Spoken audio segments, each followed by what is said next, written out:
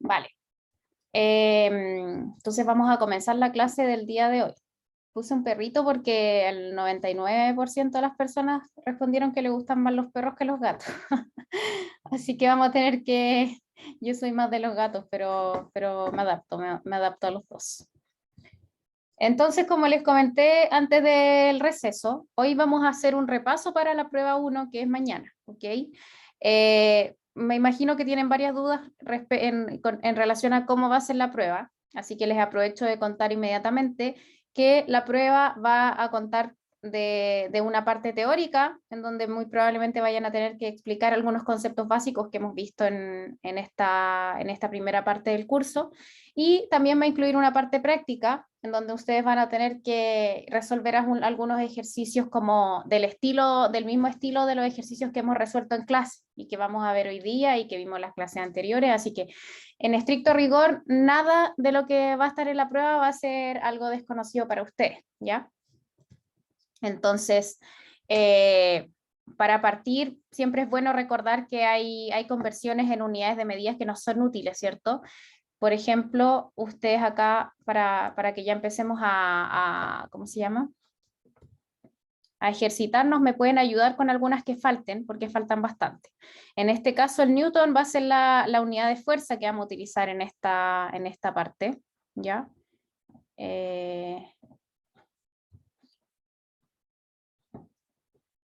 Newton entonces va a ser como la fuerza.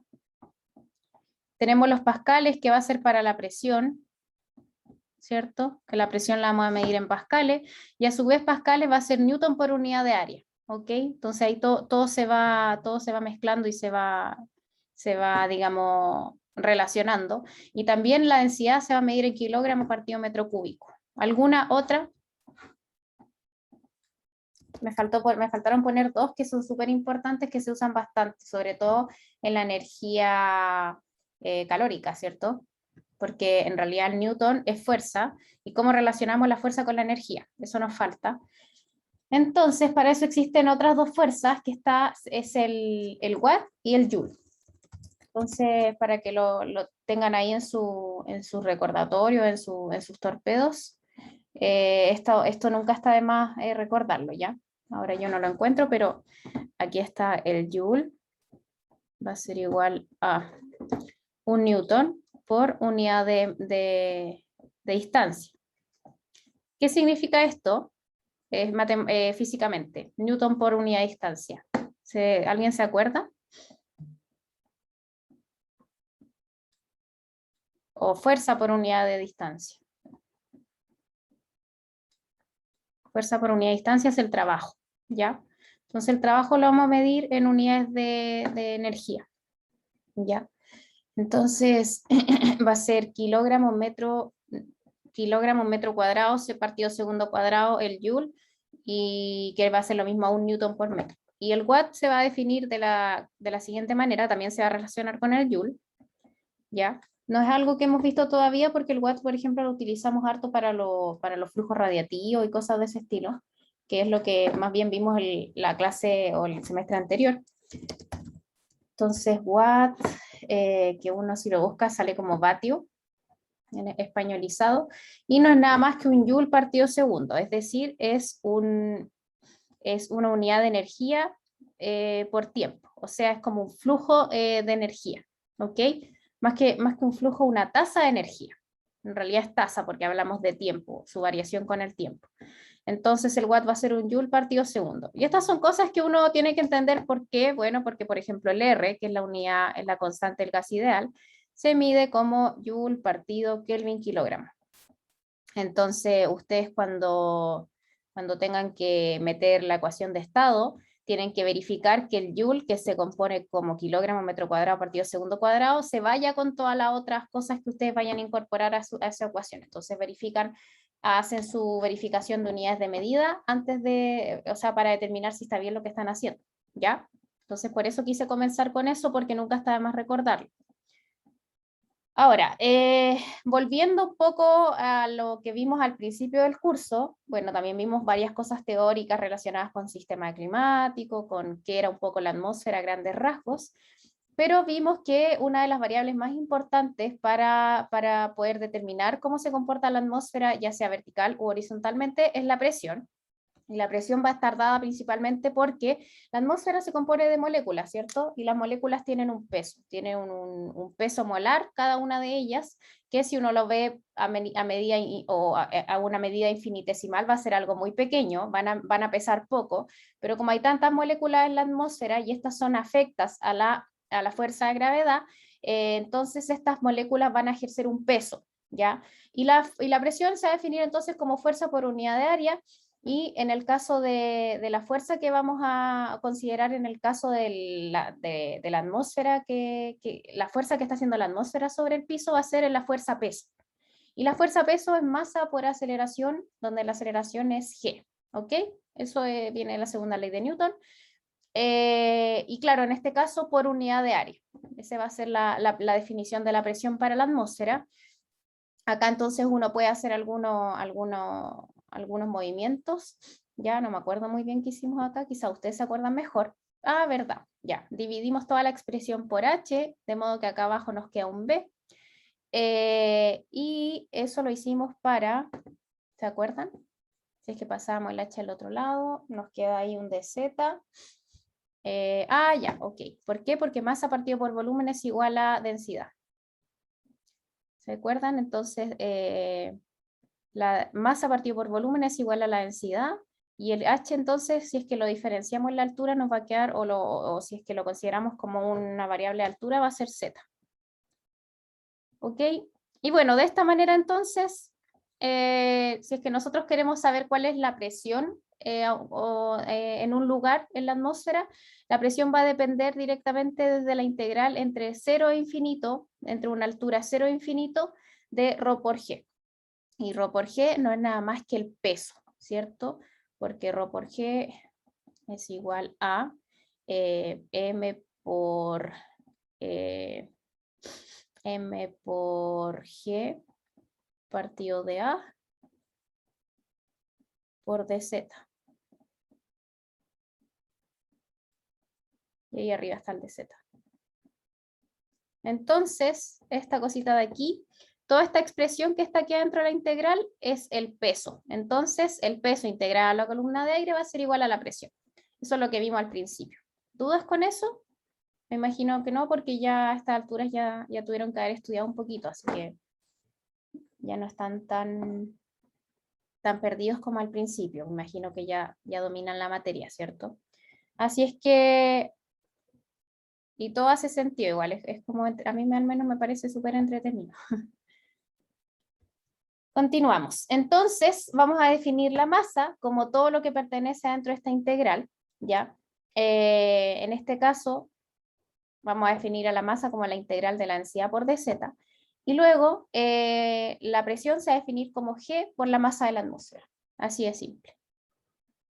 Y con esto entonces hicimos un montón de ejercicios que no sé si se acuerdan que calculamos la masa de la atmósfera, pero acuérdense que esto está por unidad de área. Entonces, si es que ustedes van a utilizar esta ecuación y quieren saber el peso de la atmósfera o la masa de la atmósfera en toda la atmósfera, tienen que esto multiplicarlo por el área de la esfera de la Tierra. Entonces, el área de la Tierra va a ser igual a 2πr cuadrado, o 4, no es 4, es 4, porque es una esfera. Entonces, ¿se acuerdan que en ese ejercicio hicimos esa 4πr cuadrado? ¿Ya? Porque todo esto está por unidad de área. De ahí viene dado todo. También vimos las tres ecuaciones principales que nosotros utilizamos en la atmósfera. ¿Ya? Calculamos y llegamos a la ecuación de estado del aire seco. Vimos la ecuación vimos que dependía de la presión del aire seco, de la densidad del aire seco, del R del aire seco, que lo calculamos y era 287 Joule partido Kelvin kilogramo. Y la temperatura del aire. Entonces, esa es la primera ecuación que vimos. Luego vimos que el vapor de agua por sí solo también podía tener su ecuación de estado, y por lo tanto definimos la otra forma de la ecuación de estado, que es solo para el vapor de agua, en donde definimos la presión parcial del vapor de agua, que es este de acá, y nos queda la ecuación de estado del vapor de agua. ¿ya? Que es la presión parcial de vapor de agua, es la densidad del vapor de agua, el R del vapor de agua, que también lo calculamos, y la temperatura. Ahora, nosotros sabemos que el aire no es seco, no es un aire que no contenga humedad. Lamentablemente, la presión total del flujo por la ley de Dalton se define igual a la suma de las presiones parciales que componen, digamos, los gases, el gas total de la atmósfera. Entonces, tenemos por un lado la presión del aire seco y por otro lado la presión parcial del vapor de agua, que entre ambos componen la presión total de la atmósfera, que sería este P total. Entonces, ahí si es que uno hace unos juegos, que también los hicimos en clases, podemos llegar a la expresión de la ecuación de estado del aire húmedo, que lo que hace es utilizar el R del aire seco y despejar la presión total y la densidad del aire húmedo, la presión del aire húmedo, la densidad del aire húmedo, con el R del aire seco y corregido con una temperatura que se va a llamar la temperatura virtual, que va a incorporar mediciones de presión parcial de vapor de agua, y en consecuencia se va a definir como la temperatura que tendría el aire húmedo a la misma presión que el aire seco, ¿ok? Entonces pasamos a la siguiente parte. Y entonces definimos la temperatura virtual como la temperatura que tendría el aire seco si es que tuviera la misma densidad que el aire húmedo a la misma presión. ¿Por qué? Porque vamos a usar el RD.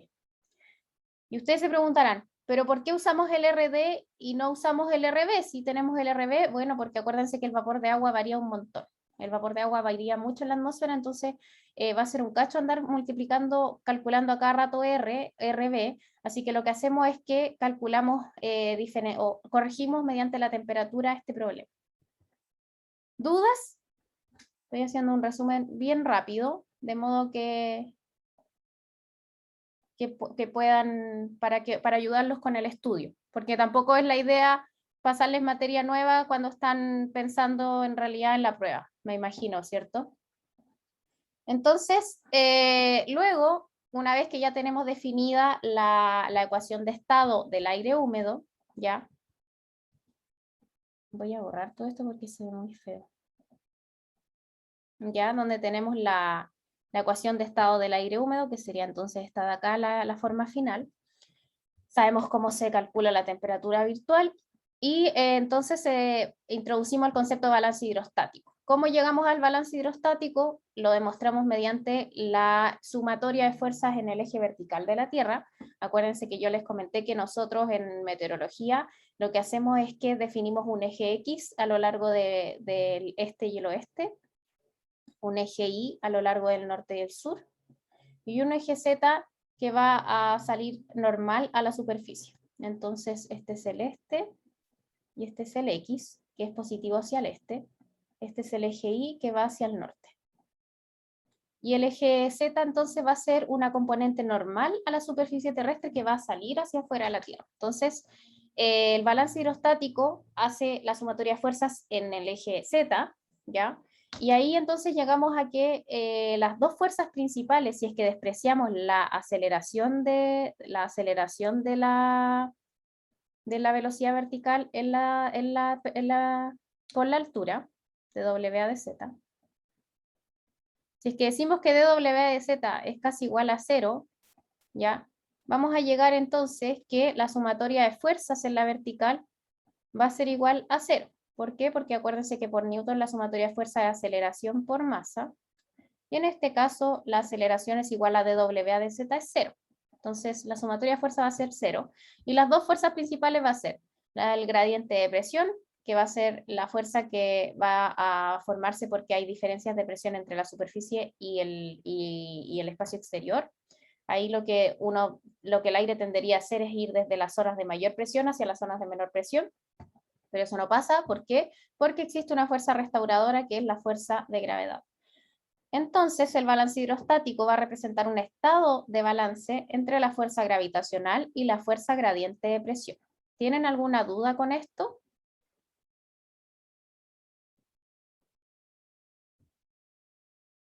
Porque, bueno, ustedes saben que, y como sale al principio, ese es el diagrama de presión. Entonces hay más presión abajo por la fuerza de gravedad, ¿ya? Porque la fuerza de gravedad es directamente proporcional a la distancia al cuerpo. Entonces, mientras más cerca estemos de la superficie terrestre, más gravedad vamos a sentir. Y eso sucede con las partículas, que se acumulan en las zonas más cercanas a la superficie, y por lo tanto hay más presión abajo que arriba. Y esto genera entonces un gradiente de presión que se define matemáticamente como un diferencial, que era lo que él preguntaba a Miguel. ¿Ya? Entonces este gradiente de presión vertical se va a definir matemáticamente como un diferencial. ¿Ya? Entonces, lo importante de esto es que tienen que entender que esta ecuación es válida solo para movimientos de gran escala, en donde no haya aceleración vertical importante, ¿ya? Entonces nosotros hablamos de movimientos que son de escala superior a 1000 kilómetros en la horizontal, y llamados también fenómenos de escala sinóptica, ¿ya? Entonces, esa es como la segunda ecuación, digamos, de las top 3 con las que uno identifica o de alguna manera caracteriza la atmósfera, ¿ya? Luego la tercera ecuación, ya que nos va a empezar a decir más cosas sobre la temperatura de la atmósfera, y nos va a permitir mezclar los distintos elementos termodinámicos de la atmósfera, pero que va a ser una ecuación de diagnóstico, ¿ya? ¿Cuál es la diferencia y por qué hablamos de ecuaciones de diagnóstico? Porque nos va a permitir identificar cómo está la atmósfera en un momento específico, porque acá no hay variaciones de tiempo en estas ecuaciones. Fíjense que acá hay un dPA de Z, no hay variaciones de tiempo, entonces son ecuaciones de diagnóstico, nos dicen cómo está la atmósfera en un momento específico. El balance hidrostático es válido hasta cierto punto porque después no hay balance. El balance hidrostático es válido solo para aquellos movimientos, solo para aquellos procesos que no tengan aceleración vertical, porque esta ecuación debiese escribirse de esta manera. Debiese escribirse W a dt, que es la aceleración, por unidad de masa, todo esto, ¿cierto? Entonces no ponemos la masa. De W a dt igual de P a dt, en realidad es menos de P a dt porque es negativo, 1 partido ρ, más G. G es la gravedad, la fuerza de gravedad. De P a dt es la fuerza de gradiente de presión. Y esto es la aceleración. Y si esto es 0, entonces vamos a poder llegar al balance. No, tú te refieres con respecto al tiempo. No, en general, bueno, si es que hay lugares en donde antes no había aceleración vertical y después comienza a haber aceleración vertical, ya va a dejar de haber equilibrio hidrostático. O sea, el equilibrio sí puede romperse en la atmósfera, y de hecho, muy comúnmente el equilibrio se rompe en fenómenos que son de escala pequeña, por ejemplo, escala local, no se cumple esta función. Pero a rasgos, por ejemplo, climatológicos, de largos periodos de tiempo, ya esta propiedad sí se cumple. Ahora, en la escala de tiempo meteorológico, que es de la escala de algunos días, por ejemplo, hoy día o mañana, cosas de ese estilo, sí vamos a tener un poquito de aceleración vertical siempre, ¿ya? Pero en estricto rigor, a nivel climatológico, la atmósfera sí se encuentra en balance hidrostático. ¿Por qué? Porque la atmósfera no se escapa de la Tierra ni tampoco se aplasta, ¿ya? Esto un poco lo que dice es que si no existiera la gravedad, la atmósfera saldría volando hacia el espacio exterior. Y si no existiera gradiente de presión, la atmósfera se caería por la gravedad. Entonces, la atmósfera no le pasa ni uno ni lo otro, y por lo tanto, en promedio sí se encuentra en balance hidrostático, ¿ya? Pero el balance sí se rompe diariamente a la escala sinóptica, pero no a tal nivel que nosotros perdamos la atmósfera, ¿ya? Ok. Entonces, si es que nosotros mezclamos el balance hidrostático con la ecuación de estado, vamos a poder obtener otra ecuación, que es la famosa ecuación isométrica, que es muy útil, en donde se relaciona principalmente el espesor de una capa con su temperatura, ¿ya? Entonces va a decir esta ecuación que el espesor de una capa, que como les dije, nosotros utilizamos una expresión que se llama altura geopotencial, que se define de esta manera. No lo escribí porque ya ustedes lo saben. 1 partido G0, 1 partido G0 por la integral del geopotencial. o sea, 1 partido G0 por la integral de G por dz. Entonces, en niveles cercanos a la troposfera, G va a ser muy parecido a G0. Entonces, la diferencia, la altura geopotencial va a ser muy parecida a un dz simplemente, a una altura, ¿ya? Pero a niveles más altos, G va a empezar a ser un poco distinto y bueno, ahí ya no va a ser tan aplicable, pero en los movimientos que nosotros cotidianamente utilizamos en la atmósfera, sí nos va a ser muy útil para igualarla a un nivel de altura, ¿ya? ¿Por qué usamos esto? Bueno, como les comenté en la clase que vimos esto, en realidad esto se relaciona, o el geopotencial es igual a la energía potencial que se utiliza para elevar una parcela de aire hasta cierta altura. Entonces, acá es importante utilizar esta expresión, ¿para qué? Para movimientos donde la energía sea importante. O sea, todos los movimientos de la atmósfera son importantes, ¿ya? Entonces, el diferencial de la altura geopotencial va a ser igual a h por el logaritmo natural de P1 sobre P2. H va a ser igual a RD por T partido G0. ¿Ok? En este caso, la ecuación ya está integrada, Miguel. De hecho, la ecuación anterior a esta es dz igual a h, suponiendo que la temperatura es constante en la capa, por la integral de P de P partido P. Partido P, ¿ya? Entonces ahí dz queda como un diferencial, pero la integral de dp no queda como un diferencial, queda como un logaritmo, porque la integral de 1 partido p a dp es igual al logaritmo entre los dos niveles de la integración, ¿ok? Entonces son diferenciales que hay que integrar. ¿Ya? El h es algo que se llama escala de altura, y también tiene una razón de ser, ¿ya? El h nosotros decimos que es la altura que tendría una atmósfera si es que disminuyera su presión a escala exponencial, ¿ok? Entonces el h va a ser una especie de escala de altura que nos va a indicar más o menos dónde termina la atmósfera, o sea, qué altura tendría una atmósfera si que tuviera la temperatura constante. O, perdón, sí, la temperatura constante. ¿Tienen alguna duda con esta ecuación?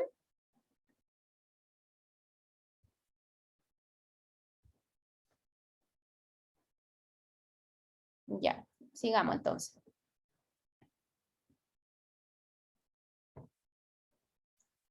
Ya, ahora viene la segunda parte del curso que es termodinámica. Entonces, la primera parte es hipométrica, balance hidrostático, ecuación de estado y conceptos de presión y masa, como a modo resumen. Y luego vimos que existían leyes en la termodinámica, y una de esas leyes es la que explica que el aire caliente en realidad no es o sea, no es que en realidad el aire frío se mueva de un lugar a otro, sino que es el aire caliente el que se escapa de los lugares. ¿Por qué? Bueno, porque la segunda ley de Newton dice que el frío en realidad no es frío, sino que es falta de calor. Entonces el calor es el que se transporta, no el frío, ¿ya? Entonces dice el Homero que cuando alguien abre la puerta y te dice que entra el frío, y el Homero dice que no, que Lisa, en esta casa seguimos las leyes de la termodinámica. Entonces esas son las leyes un poco que vimos en el curso. Entonces, la primera ley de la termodinámica, si se acuerdan, hicimos 2 clases de la primera ley de la termodinámica, vimos un montón de versiones de la primera ley de la termodinámica. Entonces, yo en esta diapositiva traté de condensar un poco las distintas versiones que vimos. La primera de ellas es la clásica, en donde dice que el cambio de calor, en este caso, bueno, esta ecuación lo que significa es que la energía se conserva, ¿ya? Entonces, el cambio o el calor añadido o quitado a un sistema, en este caso al aire, va a ser igual al cambio en la energía interna más un cambio en el trabajo, ¿ya? Entonces, esa es como un poco la definición madre de la primera ley de la termodinámica, que yo le llamo la primera versión, ¿ya?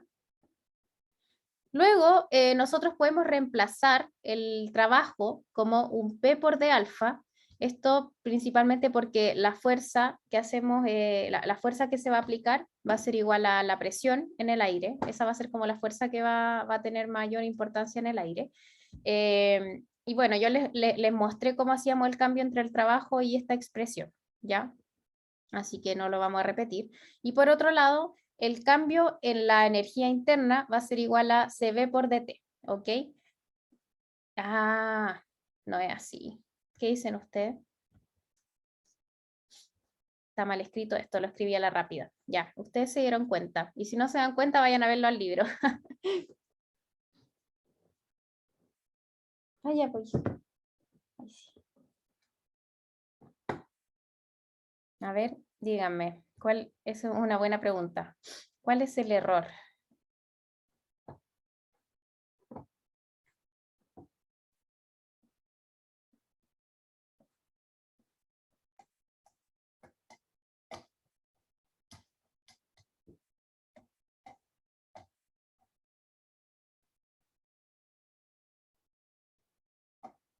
¿Qué dicen? Yo digo que acá este de Q no es de Q. El B es, no, no es esa la... Ya, miren, les explico. El de Q por la definición de calor específico a volumen constante es igual a dQ sobre dt, a volumen constante. Entonces dQ es igual a CB por dt. Entonces ahí tenemos el dQ, ¿cierto? El dQ es el que está ahí al lado. Entonces pongamos du a este lado, igual dQ. No, eso de arriba está bien. Y acá abajo ponemos el du ahí. Y ahora sí vamos a verificar con el libro si es que ustedes lo tienen. Esa es la manera en la que uno tiene que, digamos, desde dónde tienen que estudiar, porque esa es la verdad absoluta. ¿Están de acuerdo con eso o no? De Q igual de U más W. Ya, entonces la primera está bien. ¿Y la segunda, Miguel? La segunda versión de la ley.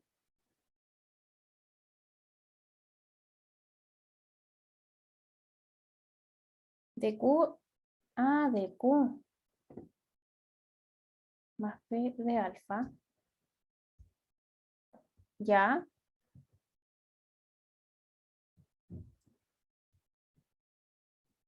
A ver. ¿Y en el libro qué aparece?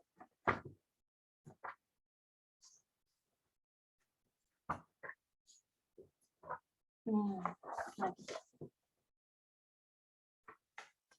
Ya, en el libro dice que dQ es igual a du más dW. Estamos bien. Luego, la segunda forma dice dQ igual a du más P de alfa. Entonces la segunda es, no la puse porque la saltamos, porque no sabíamos el calor específico. Y la tercera es dQ igual a...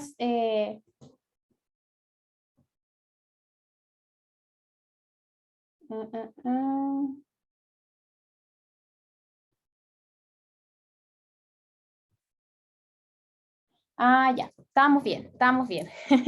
Perfecto. Súper. Está bien, parece, ¿cierto? Dice la Bibi. ¿No es dQ igual a du más P de alfa la segunda versión? Sí, como que me salté esa versión, ¿cierto? Me inmediatamente reemplacé du por CB de T. ¿Ya? Porque lo que pasa es que se me había olvidado, pero para obtener du igual a CB de T, acá lo que hacíamos es que como estábamos a volumen constante, llegábamos a que du era igual a CB por dt. ¿Se acuerdan o se confundieron?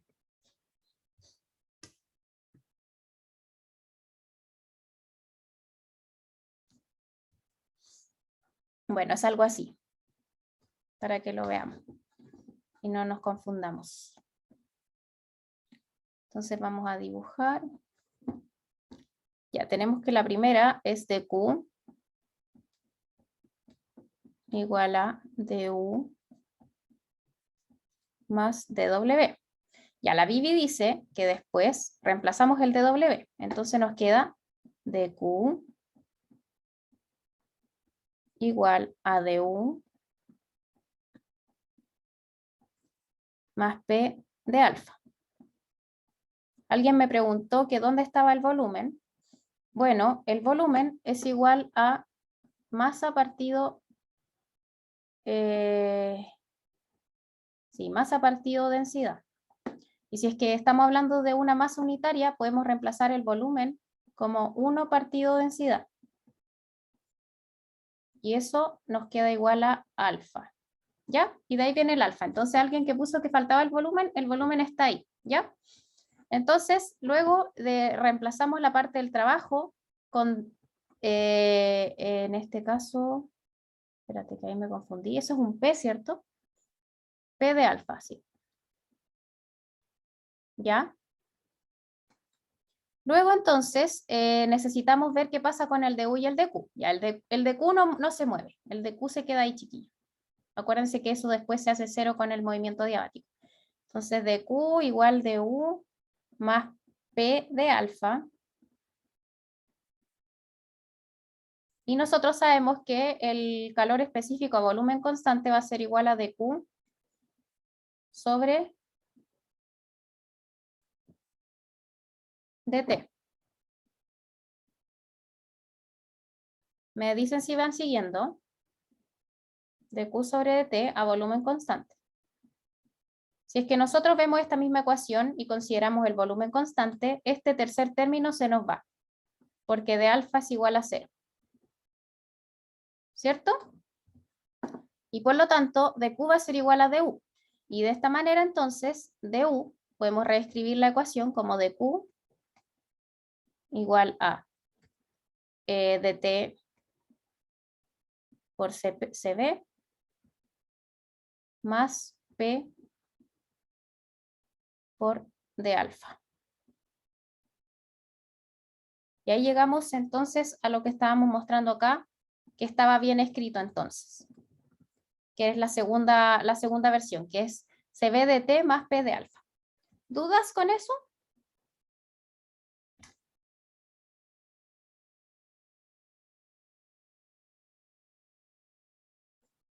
Diga, hoy es el día para resolver las dudas.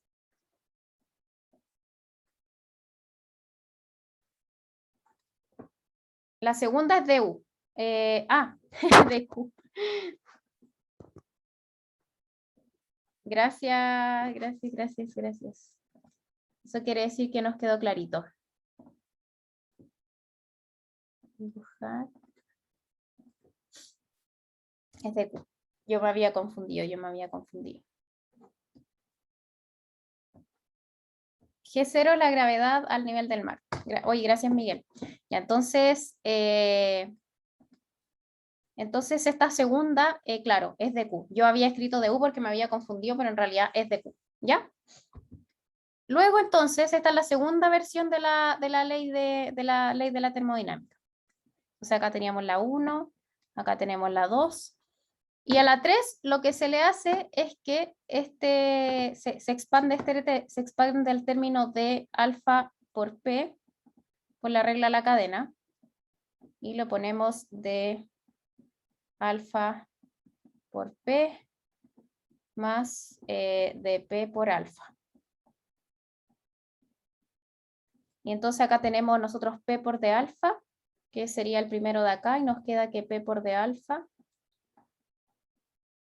va a ser igual a D alfa por P. De alfa por P menos de P por alfa.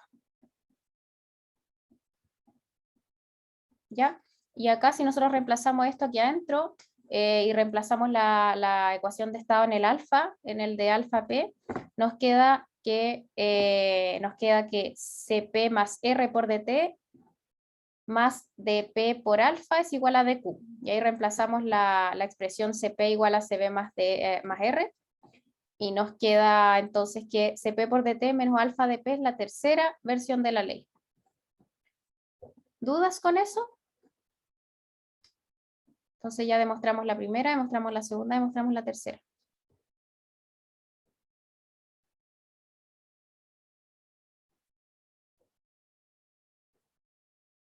¿Dudas? Aprovechen de decirme al tiro.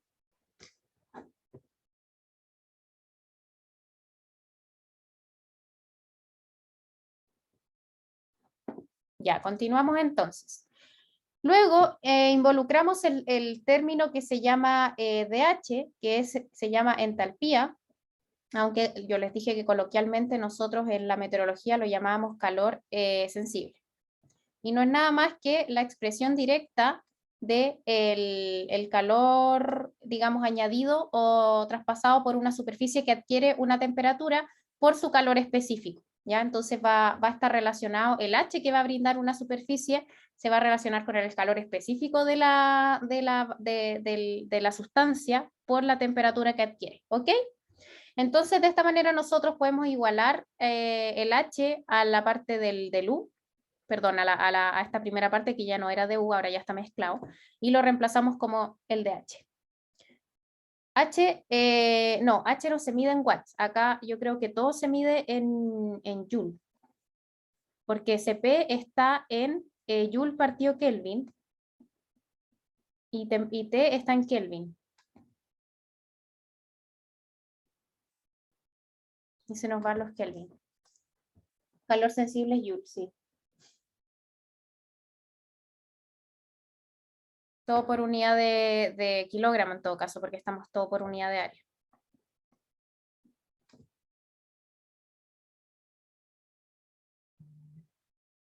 ¿Ok? H es calor sensible, Miguel, así que se mide en joule. Todo lo que está en la ecuación de la primera ley de la termodinámica se mide en joule por unidad de área. En esta versión de la ecuación. ¿Ya? Entonces seguimos.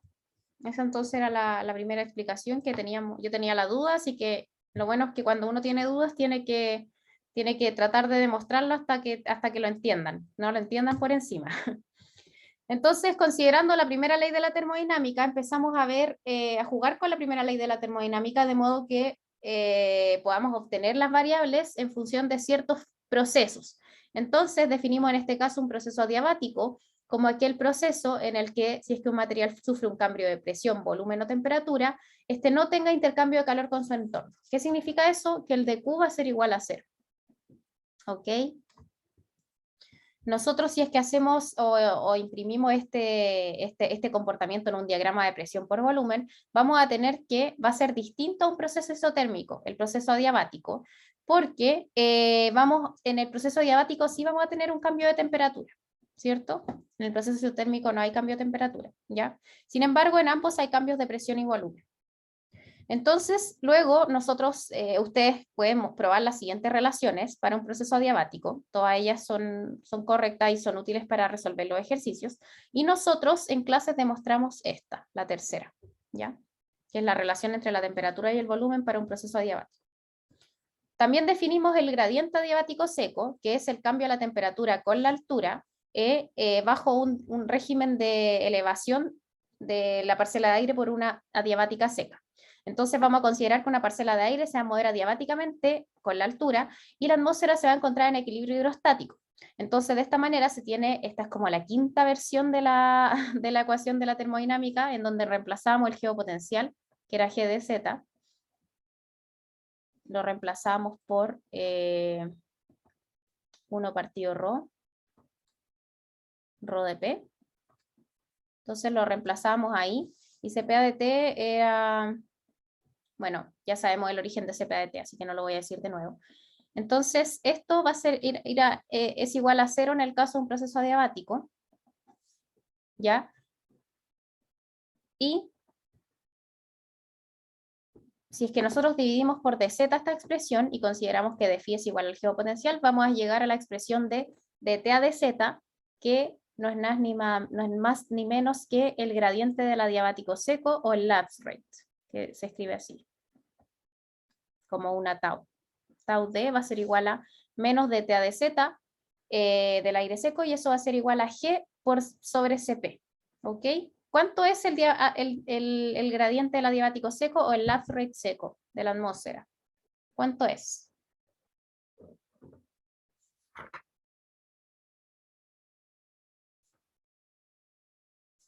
¿Cuánto es?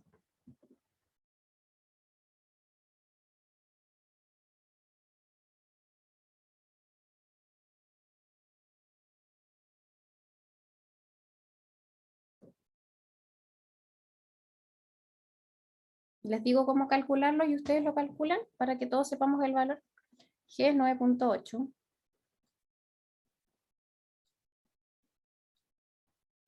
Metro. Bueno, si no lo quieren calcular, está en el libro, en la página 77.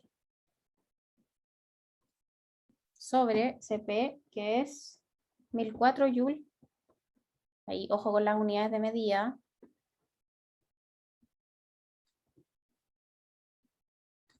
Joule partido por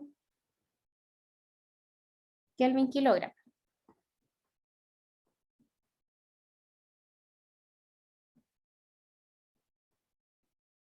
¿Y eso cuánto da, chicos?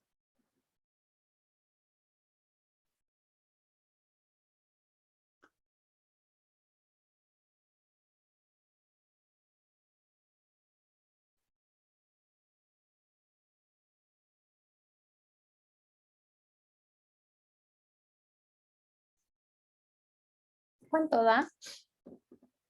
Ya, yo creo que 0, ya, ahí sí, 0.0097.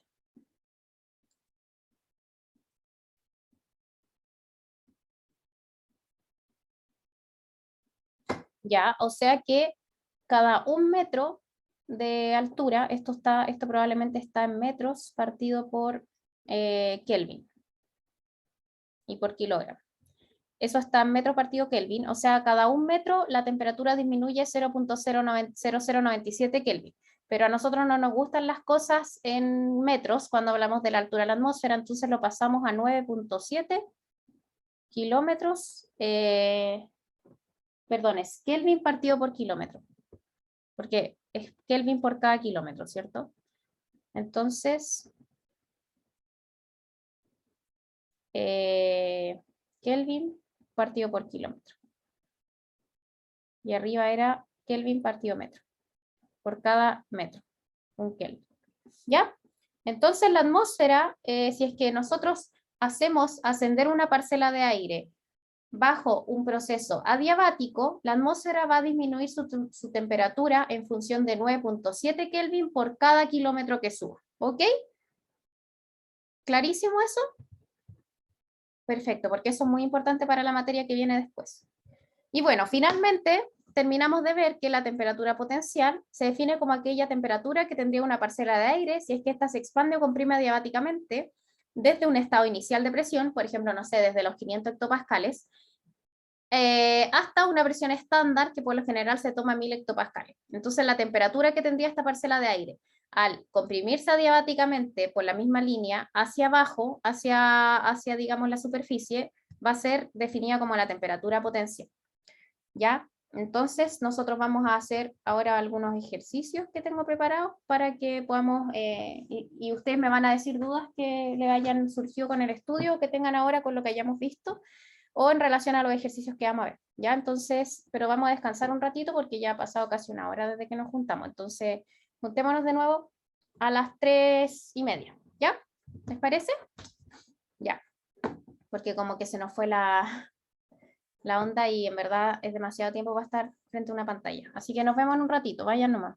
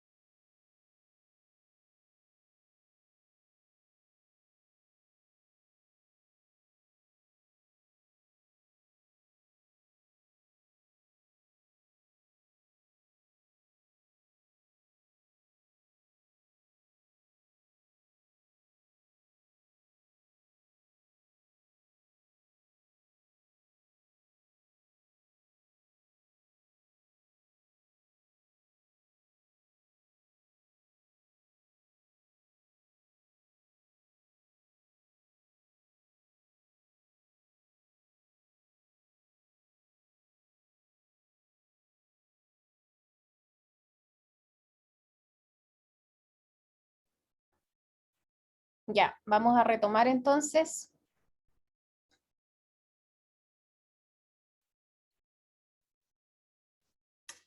Con la clase de repaso que estamos haciendo para el control de mañana. Entonces, no sé si tienen alguna duda de la materia o de cómo va a ser el control o algo de ese estilo. Me pueden ir contando a medida que se van metiendo de nuevo a la clase.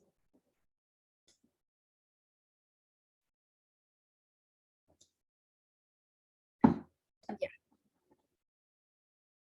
Stefan Boltzmann, ya, pero todavía no hemos visto Boltzmann. La que, a ver. Ah, la viste en el Wallace. Mm. ¿En qué página, Arlet?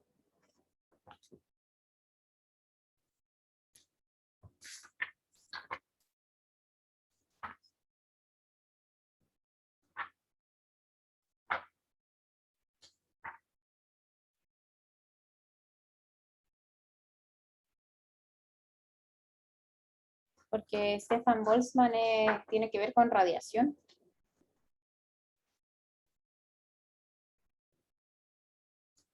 Y eso es lo que quizá ese día que nos pusimos a hablar de clima, hablamos un poco de Stefan Boltzmann, pero eso no entra en la prueba lo de clima. Eso entró en el test. 65.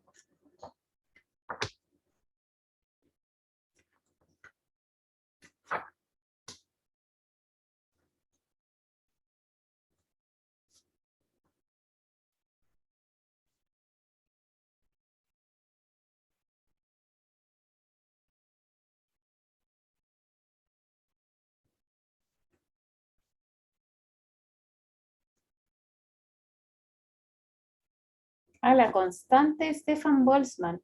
Ah, ahí sí. eh, no, no, eso no. ¿Se acuerdan que eso lo vimos en clase? Que como vimos en clase una manera de calcular el R, yo creo que esa es más fácil, la que vimos en clase. Yo les conté que en el libro también estaba, pero claro, o sea, pueden calcularlo de esa manera, pero eso son definiciones nomás, la constante de Stefan Boltzmann. No es algo que el pelo la cola, ¿ya? Yo pensé que estaba hablando de la ley de Stefan Boltzmann, que eso es de radiación, ya. El control estará abierto desde las 9 y va a ser cerrado a las 12. Van a tener 3 horas para hacer el control. ¿Ok?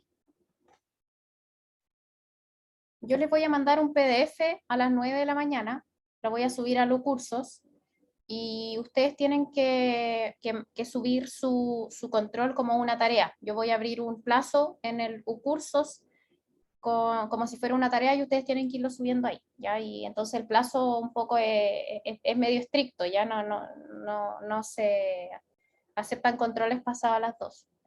¿Qué más les iba a decir? Yo les voy a mandar un formato PDF a las 9 de la mañana sus correos o lo voy a subir a los cursos y ahí ustedes trabajan sobre eso. Y de todas maneras, igual yo voy a estar en el Zoom. Yo voy a estar pendiente si es que alguien tuviera alguna duda. Y si que se quieren conectar a las 9 para explicar el control o para resolver dudas, también voy a estar ahí conectada. Después si quieren se salen o qué sé yo. Pero sería bueno que nos juntáramos a las 9 y ustedes pudieran revisar el control conmigo. De modo que si tienen dudas las puedan resolver inmediatamente. ¿Ya?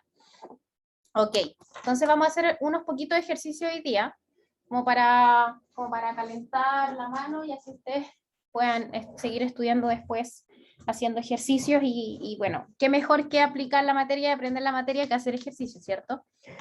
Entonces vamos recordando algunos términos también que vimos hace algunas semanas con este ejercicio en particular, que dice, si el vapor de agua comprende el 1% del volumen del aire, ¿cuál es la corrección de la temperatura virtual? Bueno, acá lo que se va a considerar entonces que la masa molar del aire húmedo se va a componer entonces, sí viví, por supuesto. Entonces acá lo que vamos a considerar primero es que la masa molar del aire húmedo que va a ser m sub h, va a ser igual al chi. Acuérdense que la manera en que yo se la enseñé era con el término de fracción molar, ¿ya? Entonces, el término de fracción molar del gas del aire seco por la masa molar del aire seco, más el chi del vapor de agua, más por la masa molar del vapor de agua. Entonces, así nosotros calculamos la masa molar del aire húmedo en este caso, o puede ser la masa molar del aire seco con los componentes, etc. La masa molar del B. Nosotros sabemos que el chi del aire seco dice acá que va a ser el 99%. O sea, va a ser el 99%, pongamos. ¿Cierto? Y el chi del vapor de agua va a ser el 1%, porque dice que el vapor de agua va a comprender el 1%. ¿Ya? Entonces, también sabemos que el MD es igual a 18.01, perdón, el MB va a ser 18.01 y el MD 28.97. Esto está en el libro y lo calculamos nosotros, si es que ustedes se acuerdan. ¿Ya? Entonces, gracias a eso, reemplazando, vamos a poder obtener el M del aire húmedo, o la masa molar del aire húmedo, que se calcula de esa manera. ¿Ya? A su vez, nosotros sabemos que en este caso, acá hay algo malo. Ustedes me dicen si lo ven o no.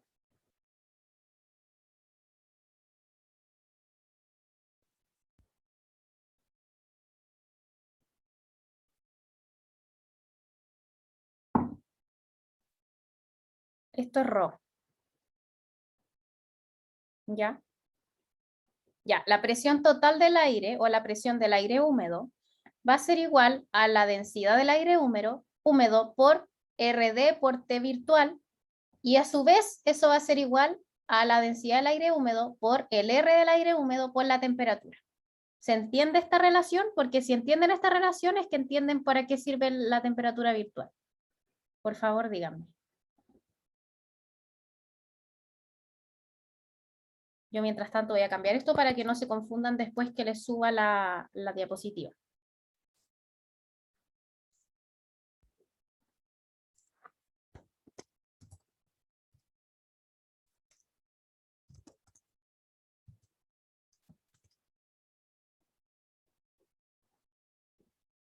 ¿Ya? Entonces la presión húmeda, la presión del aire húmedo, que es lo que estamos buscando, la presión del aire húmedo va a ser igual a Rho del aire húmedo por RD por TV, ¿ya? ¿Por qué usamos el RD? Porque lo estamos corrigiendo con la temperatura virtual, así que bien.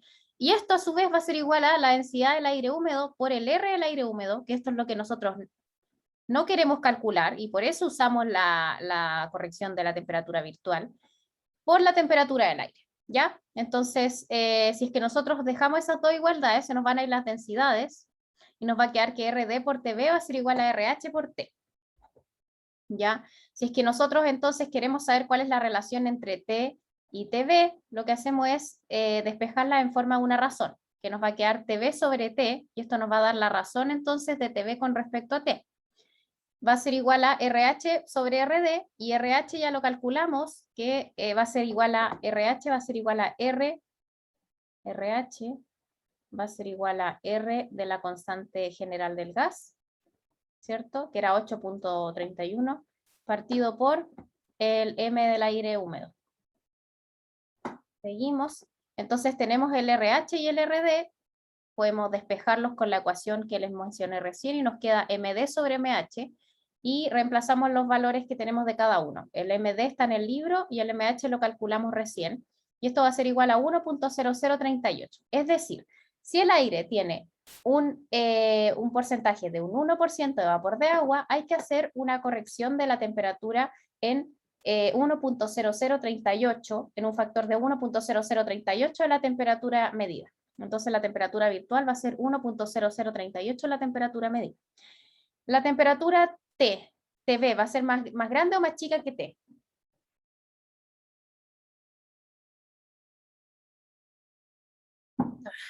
Más grande, Miguel. Muchas gracias. Listo. Sigamos con el otro ejercicio. Dice, Calcular la temperatura virtual de una muestra de aire saturado a 1000 hectopascales y una temperatura de 0 grados Celsius. ¿Ya? Considera la presión de vapor de saturación a 0 grados Celsius igual a 6.11 hectopascales. Entonces acá nos dan la presión parcial de vapor de agua. Dice entonces que calculemos la temperatura virtual. Entonces para eso utilizamos la ecuación que nosotros conocemos de temperatura virtual, que es la que alcanzamos a ver en esta parte del curso, que es igual a la temperatura sobre 1 menos la presión parcial del vapor de agua dividido en P por 1 menos épsilon, donde épsilon es igual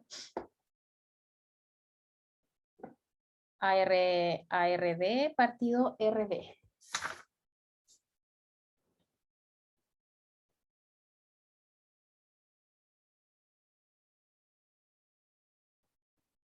Y esto es igual a 0.622. ¿Ok? Entonces reemplazamos los valores que nos dan en el ejercicio y dice, calcule la temperatura virtual de una muestra de aire saturado a 1000 hectopascales. Entonces la presión aquí ponemos 1000 hectopascales. ¿Ya?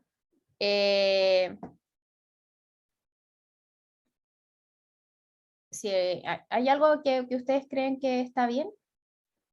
¿Está bien en hectopascales eso? Sí, está bien en hectopascales porque acá arriba igual pusimos 6.11 hectopascales. En la parte de la presión parcial del vapor de agua lo pusimos en hectopascales, así que no habría problema si es que abajo también lo ponemos en hectopascales porque se nos va a ir la unidad de medida, ¿ya? Entonces está bien si lo ponemos así. Ahora, si lo quieren poner en pascales, tienen que multiplicarlo por 100. Considere, después dice a una temperatura de 0 grados Celsius, o sea, quiere que cambiemos el 0 grados Celsius, lo pasemos a temperatura virtual. Y 0 grados Celsius hay que pasarlo a Kelvin, entonces queda 273. Luego dice, considere la presión de vapor a 0 grados Celsius 6.11. Entonces simplemente reemplazamos todos los valores que nos dan y de esta manera obtenemos que la temperatura virtual es 273.8. que a diferencia de la temperatura inicial es 0.8 grados Celsius más grande por el hecho de considerar el vapor de agua. ¿Dudas? ¿Consultas? ¿Comentarios? Ya con esto quedamos secos en temperatura virtual, ¿cierto? Acuérdense que si en un ejercicio no les dan la temperatura virtual, no asuman que se usa la del seco, ¿no? Así es. Sí, Vivi, cuando les doy la humedad específica, pueden utilizar esa ecuación. Esa ecuación sí la vamos a empezar a ver después del control, porque ahí vamos a poder llegar a ella ya con conocimiento neto de humedad. Ahora solamente conocemos la humedad como presión parcial del vapor de agua. Perdón, el vapor de agua lo conocemos solo como presión. Eso de la humedad específica lo hemos utilizado así como que no quiere la cosa, pero, pero en realidad es algo que entra como más en el siguiente control. Pero si les llegase a salir, tendrían que usar esa fórmula. ¿Ya? Ah, una vez. Ah, entonces no entra. No, no lo voy a poner. ¿Ya? Siguiente ejercicio. Dice, una estación es ubicada a 50 kilómetros sobre el nivel del mar. Creo que es bajo en ese ejercicio. Bajo el nivel del mar. Mantener. Aunque podría ser sobre, pero hagámoslo con bajo porque sí me lo sé. ¿Ya? Una estación está ubicada a 50 kilómetros bajo el nivel del mar. Entonces vamos al puntero y dice que tenemos ahí el nivel del mar. Oh, mal, pésimo. Y acá está la estación. Entonces, entre estos dos puntos hay 50 kilómetros. ¿Ustedes sabían que hay lugares que están bajo el nivel del mar?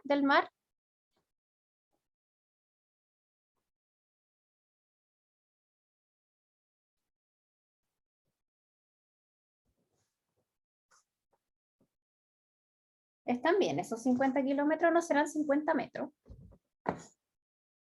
Parece que copié mal el ejercicio. ¿Qué opinan ustedes?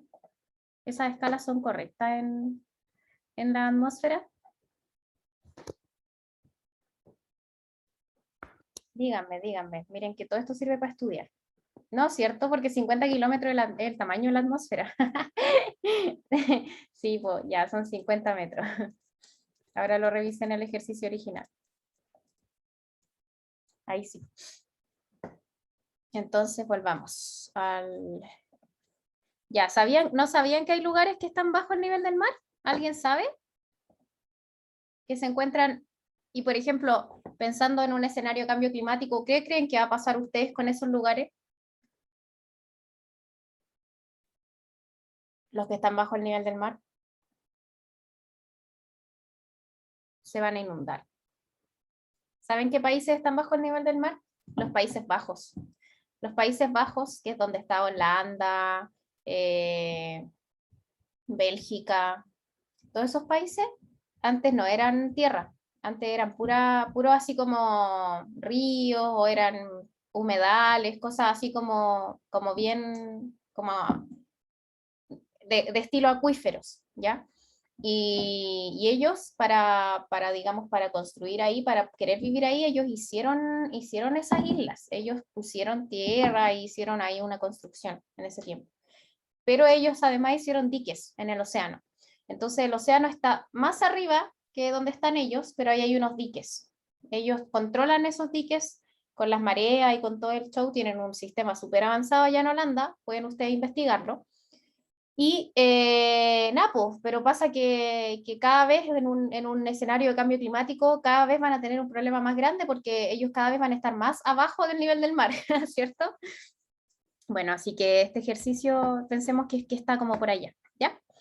Entonces al final son 50 metros, porque kilómetro es como el tamaño de toda la atmósfera, ¿ya? Así que estamos, digamos, haciendo puras tonteras.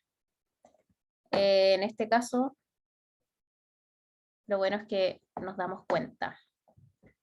Son 50 metros. Ah, ya lo dejé marcado eso, ya no importa. Ya, luego dice, si la presión superficial medida en la estación es 1020 hectopascales, o sea, en la estación se mide 1020 hectopascales. La temperatura virtual es 15 grados Celsius, TV 15 grados Celsius. O sea, acá ya nos dan la temperatura virtual, mejor todavía.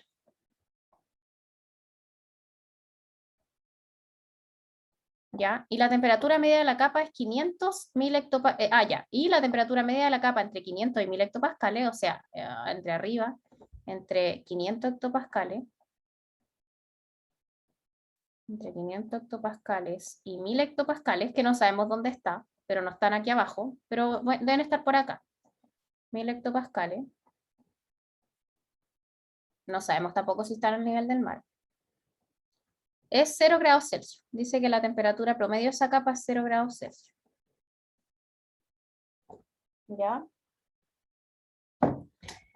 Calcule la altura al nivel de presión de 500 hectopascales. ¿Cuál es la presión a nivel del mar?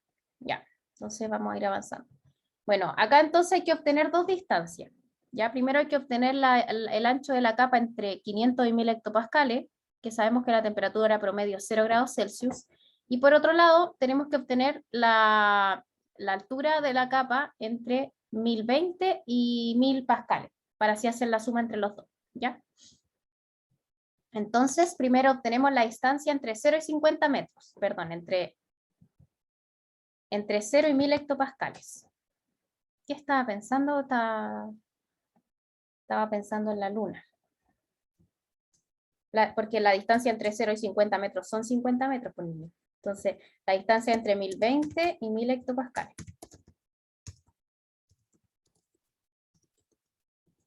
¿De acuerdo con eso o no de acuerdo?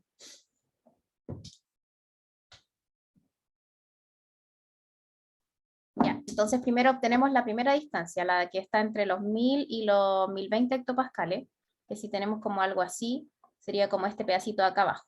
Ya acá tenemos 500, acá tenemos 1000 y acá tenemos 1020. Y acá tenemos 1020. Ya, entonces lo que vamos a obtener primero es esta de acá abajo. ¿Ya? Sabemos nosotros que para obtener la altura de una capa en función de dos niveles de presión y su temperatura, usamos la ecuación hidrostática. ¿Cierto? No, pues no es la hidrostática, pues la isométrica. ¿Ven? Lo estoy poniendo a prueba. El balance hidrostático es una mezcla con la ecuación de estado para obtener la ecuación isométrica, que es esta. Entonces usamos la ecuación isométrica, que dice que la diferencia de la altura o el espesor de la capa es igual a RD por T partido G por el logaritmo natural de dos niveles de presión. Entonces el Z de la capa 1, que esta va a ser la capa 1, va a ser igual a el RD, que es 287, ya, ahí puse 288 porque quizás también está en la luna, por 288.15, ¿por qué? Porque, bueno, la temperatura promedio de la capa 1 vamos a decir que son 15 grados Celsius, porque es el único dato de temperatura que nos dan ahí. Nos dicen que la estación midió 15 grados Celsius, que es igual a 288 Kelvin.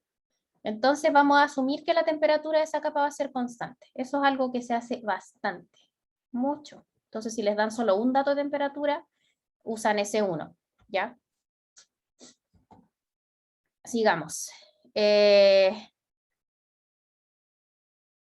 Porque las presiones están cambiando esta ecuación. Ustedes conocen esta ecuación. Delta Z igual a H por el logaritmo natural de P0 partido P, ¿cierto?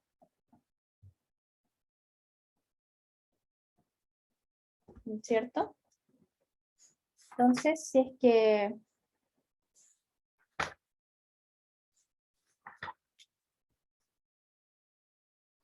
de P0 partido P, eso es lo mismo que escribir menos H por el logaritmo natural de P partido P0.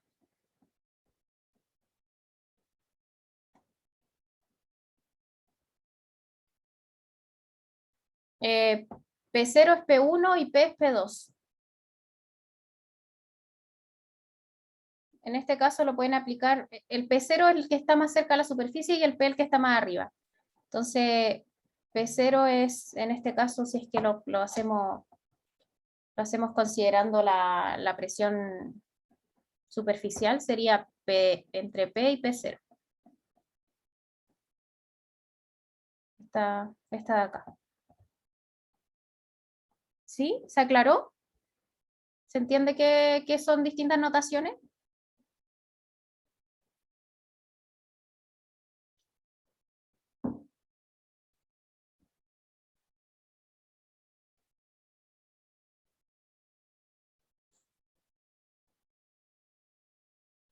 ¿Ya? Entonces, nosotros podemos escribir esto con el signo negativo o con el signo positivo. Si está con el signo negativo, es P partido P0 o P2 partido P1, y si está con el signo positivo, es P0 partido P o P1 partido P2. En el libro, por ejemplo, si es que ustedes lo ven en la ecuación 3.29, está positivo, entonces H por el logaritmo natural de P1 partido P2, porque está positivo, ¿ya?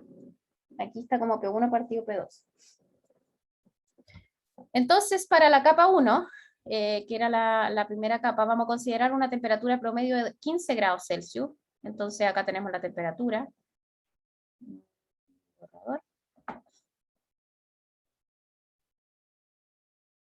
Puede ser de ambas formas. Si es que ustedes esta ecuación la pueden poner como en positivo, como RD, T, partido G.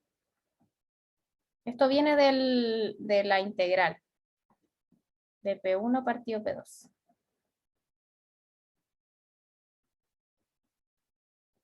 Viene dado por la integral, ¿ya? Porque la integral, si es que uno cambia los ejes, se cambia el signo. ¿Ya? Entonces, de hecho, podríamos hacerlo de las dos maneras. Me parece una súper buena idea. Veamos si sale igual.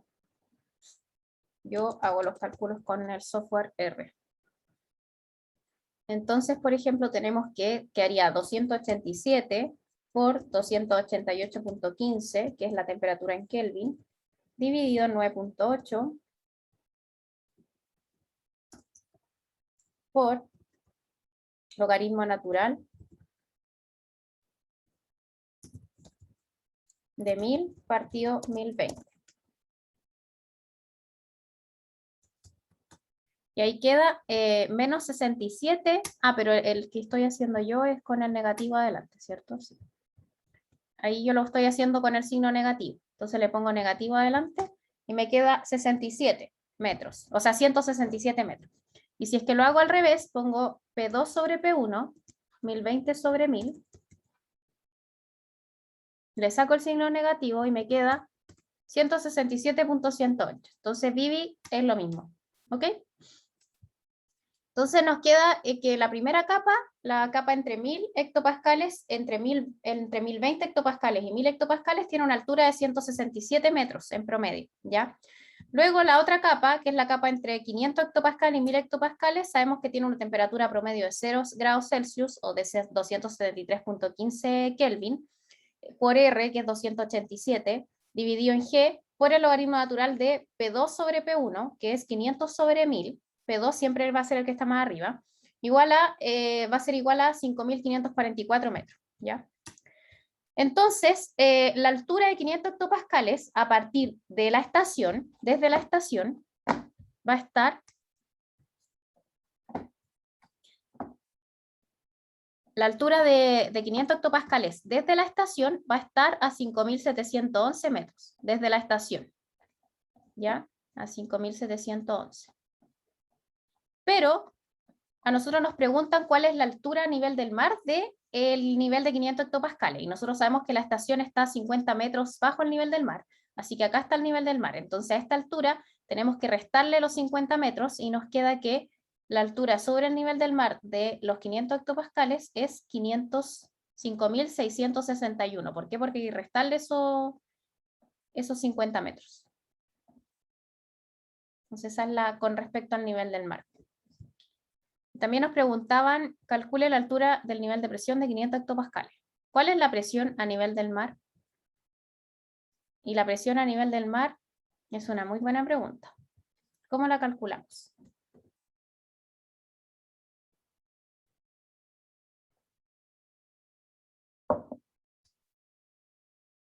No está hecho en este ejercicio, hay que hacerlo.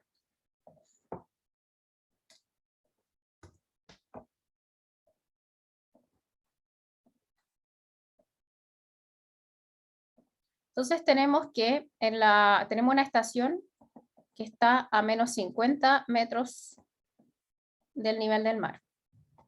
Y sabemos que tiene una temperatura promedio de 15 grados Celsius. Y sabemos también que acá la presión es 1020 hectopascales. Y queremos saber cuál es la presión al nivel del mar. Entonces nosotros sabemos que la ecuación es delta Z igual a R T partido G por logaritmo natural de, ay, me duele tanto la mano, P1 partido P2, ahí lo puse en positivo. ¿Qué ecuación? Esa es la ecuación que estaba buscando. Gracias, Miguel Ángel. Entonces, si nosotros despejamos acá el P1, como hizo el Miguel Ángel, P1 es igual a P2 por el exponencial de Z, delta Z partido por H. O de Z por G, va de ZG partido RT. Entonces reemplacemos y calculemos en la calculadora. Nos queda que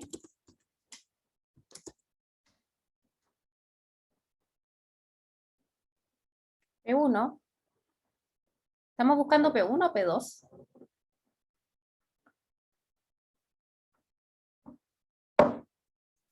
Bueno, si buscamos P2 es igual todo lo demás a negativo.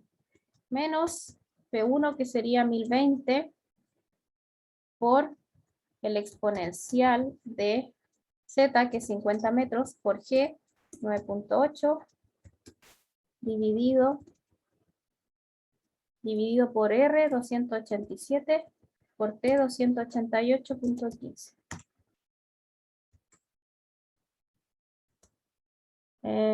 A ver, ya, entonces dividido en RT, es el exponencial 50 por 9.8, ya, y nos queda, ya, entonces era todo lo contrario.